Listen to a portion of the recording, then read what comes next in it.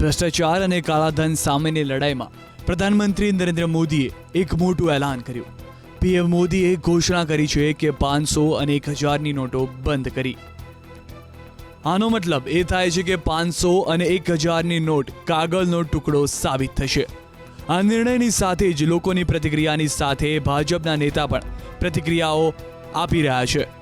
ભાજપના રાષ્ટ્રીય અધ્યક્ષ અમિત શાહે નરેન્દ્ર મોદીના આ નિર્ણયની પ્રશંસા કરી હતી અને કહ્યું કે ભ્રષ્ટાચાર અને કાળાધન સામે લડાઈ ચાલુ જ રહેશે અને આના પહેલા એસઆઈટી ગઠન કરવાનો નિર્ણય લેવામાં આવ્યો હતો. देश में काले धन के खिलाफ जो लड़ाई है वो एक निर्णायक मोड़ पर पहुंची है. सबसे पहले काले धन के खिलाफ एसआईटी का गठन, उसके बाद 45% टैक्स के साथ डिस्क्लोजर में 65,000 करोड़ से ज़्यादा डिस्क्लोजर और उसके बाद ये 500 और 1000 के नोटों को रद्द करना. मक्कमता से और दृढ़ राजनीतिक इच्छा शक्ति के साथ नरेंद्र मोदी जी काले धन के खिलाफ की लड़ाई को आगे ले जा रहे हैं.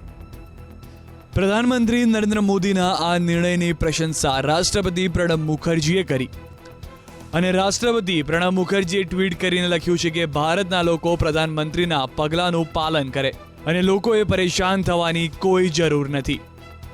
પીએમ મોદીના આ ઐતિહાસિક નિર્ણયને સરાહના મધ્યપ્રદેશના મુખ્યમંત્રી શિવરાજસિંહ ચૌહાણે કરી હતી. તેમણે કહ્યું હતું કે આ નિર્ણય આપણને આગળ લાવશે અને દેશના ફાયદા માટે આ નિર્ણય લેવાયો છે.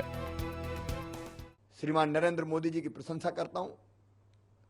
उन्होंने भ्रष्टाचार मुक्त भारत के निर्माण का जो कमिटमेंट उनका था, जो संकल्प था, उस संकल्प को पूरा किया है और उनका ये संकल्प गरीबों के हित में है, आम जन के हित में है, समाज के हित में है, देश के हित में है. ये फैसला हमारे देश को बहुत आगे ले जाएगा. बधाई मोदी जी, बधाई.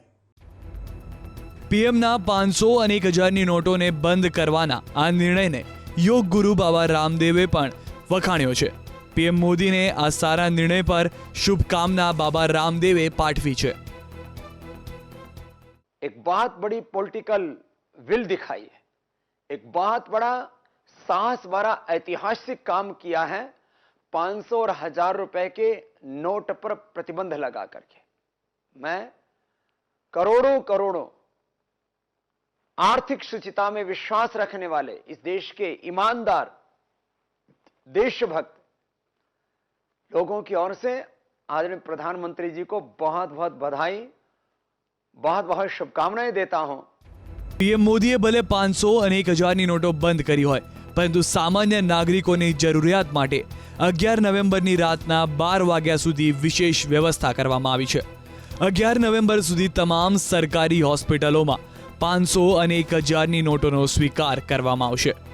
સાથે જ મેડિકલ સ્ટોર્સમાં ડોક્ટરની પર્ચી પર 72 કલાક સુધી દવા ખરીદવાની વ્યવસ્થા ઉપલબ્ધ રહેશે અને રેલવે સ્ટેશન, બસ સ્ટેશન, એરલાઇન્સની ટિકિટ બુકિંગમાં પણ જૂની નોટોનો સ્વીકાર કરવામાં આવશે.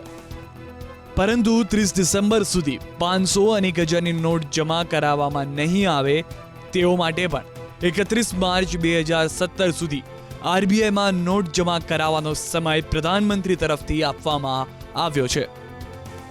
બ્યુરો રિપોર્ટ, એબીપી અસ્મિતા.